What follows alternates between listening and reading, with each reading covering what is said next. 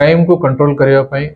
Athgarh police under the leadership of SDPO Athgarh और IAC Athgarh सब बेले तरफ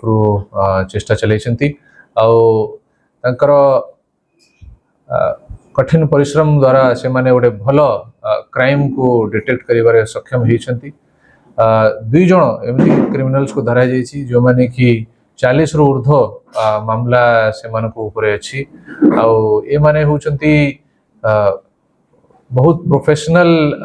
कार्ड स्वेपर एमाने क्रेडिट कार्ड एटीएम कार्ड को बदली की चोरी करके नहीं जाउछंती तापरे जहारा भी एटीएम कार्ड एमाने चोरी करिसंती कि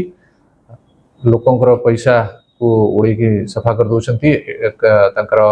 अकाउंट रो जते बैलेंस अच्छी से बैलेंस को सफा कर दउ। 35 वर्ष जे कि पोलसारा गंजाम रा बासिंदा अछि। ये व्यक्ति पाखापाखि 10 वर्ष हम यही प्रकार क्राइम रे इन्वॉल्व रही ये माने जाइकी गोटे एटीएम रे माने अपेक्षा करती मेनली ये माने सीनियर सिटीजन्स को जो माने कि वृद्ध अच्छी जो मानकर एते अटेंटिवनेस नहीं जो माने जानी पारु नाहंती से प्रकार टार्गेट करूछंती आउ कोनसी न कोनसी